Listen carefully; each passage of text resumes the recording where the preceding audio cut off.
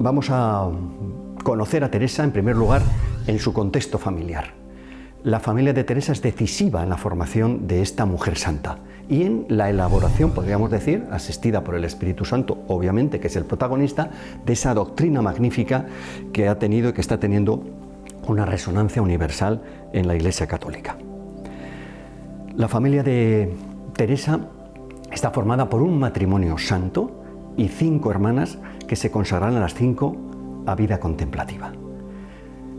Los papás, Louis Martin y Célie Guérin, a partir de ahora Luis y Celia, es el primer matrimonio que ha sido canonizado como tal en la Iglesia Católica. El Papa Francisco lo hizo en el año 2015. ¿Quiénes son Luis y Celia?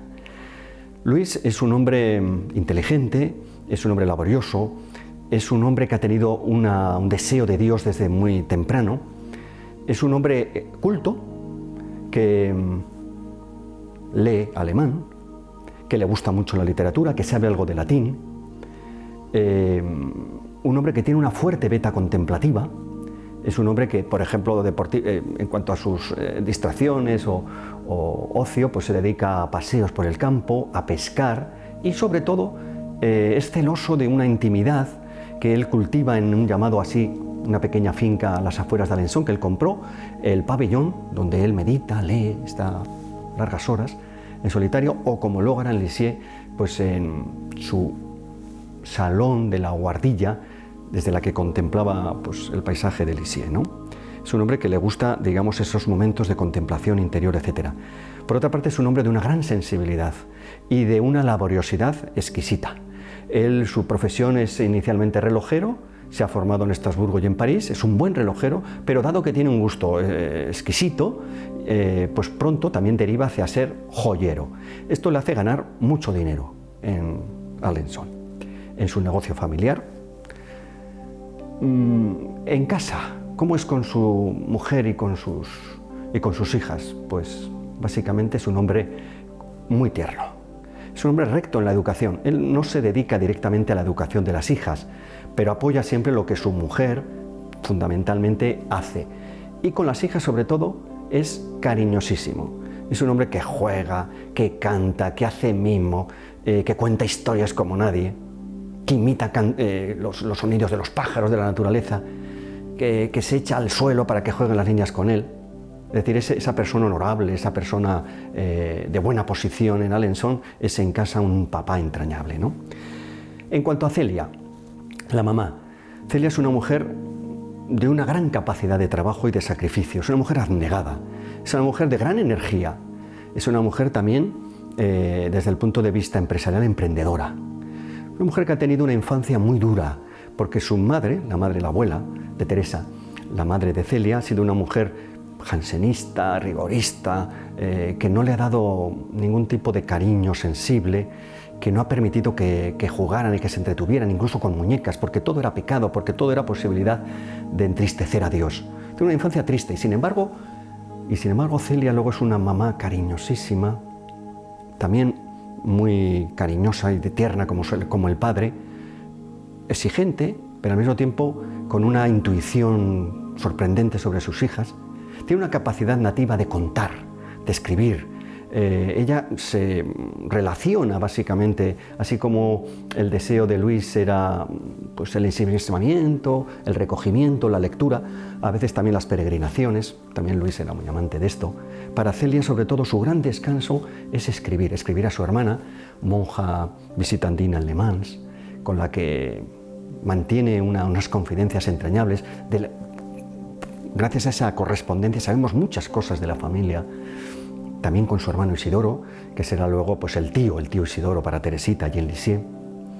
Se manifiesta como una mujer, como digo, aguda, observadora, inteligente y muy emprendedora y trabajadora. Desde los 20 años, Celia es empresaria de una industria textil del famosísimo punto de Alençon, una industria al modo del sistema doméstico que se decía, es decir, ella es la patrona, ella suministra encargos y materia a trabajadoras que en su casa elaboran esos encargos y que reciben su paga semanalmente. Ella, por otra parte, es una buenísima magistral tejedora que se encarga de las labores más complejas y más, diríamos, finas del trabajo. el negocio va muy bien, tan es así que desde 1863 Luis compagina el trabajo de ayuda a su mujer, en labores de contable, con su propio trabajo de relojería y joyería. Y a partir de 1870 está la fama y el prestigio de este taller de Celia que Luis abandona completamente su trabajo, cierra su taller de relojería y joyería, lo vende a un primo casi a precio de saldo y se dedica ya íntegramente a atender en labores comerciales y de diseño y contabilidad la empresa de su mujer. Desde 1872 esta familia es una familia de la burguesía, ha adquirido tales ganancias que puede vivir de rentas, puede vivir de inversiones inmobiliarias, de inversiones en la bolsa de París, y así lo van a hacer. Pero su sentido, de justicia es tal que Celia no se permite cerrar el trabajo porque teme dejar a sus obreras sin empleo y sin sueldo semanal. Sobre todo este matrimonio es un matrimonio muy religioso. Son trabajadores, son listos, son cultivados, de acuerdo, pero sobre todo Dios en primer lugar. Esta es el santo y seña de esta familia. Son hombres que cultivan el sacramento de la Eucaristía y de la confesión con regularidad, que viven una verdadera vida de unión con el Señor y que ponen a Dios, como decimos, siempre en primer lugar.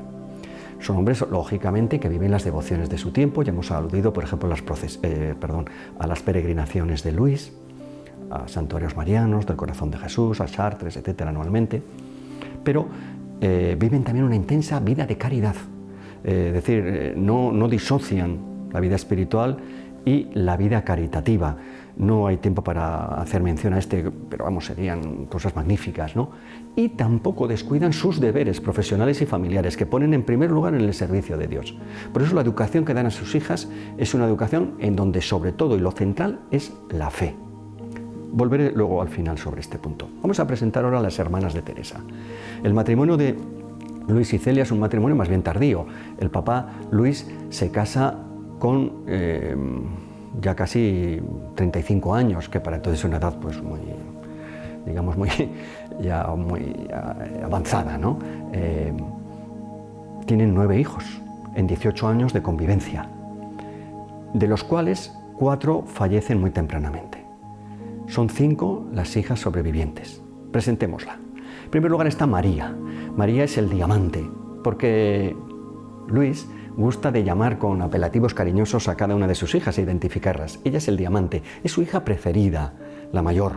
Nace en 1860, es decir, 13 años antes que Teresita, y será su madrina de bautismo, por esto. María es una mujer que se hará cargo sobre todo esto, por eso tal vez sea la preferida del padre. Se hará cargo de la familia cuando la madre muera muy tempranamente. Luego está Paulina. Para Luis es la perla fina. Es sin duda alguna, desde el punto de vista humano, la hija más completa. Es la que mejor combina los caracteres de inteligencia contemplativa, de energía y de sabiduría y de sensibilidad de ambos caracteres de los padres. Paulina va a ser una mujer excepcional, verdaderamente. Nace solo un año después, en 1861, que la primogénita será la primera que ingrese en el Carmelo y va a tener una función, sobre Teresita fundamental. Cuando muere la mamá, Teresita va a acoger a Paulina como su segunda mamá. Va a ser su mamá para siempre para Teresita. En tercer lugar está Leonia. Leonia, padece una serie de circunstancias que no es cuestión ahora de contar aquí y va a tener una adolescencia sorprendente en esta familia tan cultivada, tan religiosa, tan buena, una adolescencia muy difícil, una adolescencia que va a hacer sufrir mucho a Celia, con desaires, con desobediencias, con terquedades increíbles, con gritos. Va a ser un sufrimiento para los papás, que siempre van a confiar en la gracia de Dios. Va a ser el gran dolor que llevará Celia cuando muera, que será de mi hija, aunque ella confía en que de la educación recibida y los rezos y su propio sacrificio de su vida, su ofrecimiento de su muerte, den frutos. Y así será. Leonia será la última de las 5 hermanas que entren en religión. Será salesa, visitandina que se decía en Francia, en la ciudad de Caen, también hay en Normandía. Morirá después de Teresita, será la siguiente hermana en morir, morirá bastante joven. y hoy está en proceso de beatificación. O sea que, bien, y era el patito feo. Bueno, luego tenemos a Celina. Celina es 4 años más joven que Teresa, nace en 1869, y Celina es para Teresa su otro yo. Es su amiga, su alma gemela, su amiga de infancia, de adolescencia, con la que han compartido tantas cosas, tantos secretos, tantas confidencias del alma, su otro yo.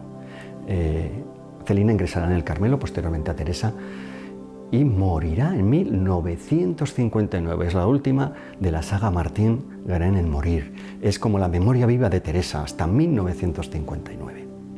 Y está Teresa, nuestra Teresita. Nace en 1873 y vamos a andar un poco en las relaciones de nuestra Teresita con sus padres. Bueno, a la madre la conoció muy poco. Ella nace en el 73 y su madre, Celia, muere en 1877. Escasamente 4 años de vida, de los cuales el primer año Teresita lo pasa atendida por una nodriza a 8 kilómetros de Alençon y con escasísimo contacto con la mamá. Esto fue una fuente de sufrimiento muy grande para la sensibilidad, para la ternura de Celia. Muere pronto y para Teresa quedará de Celia el ansia de eternidad.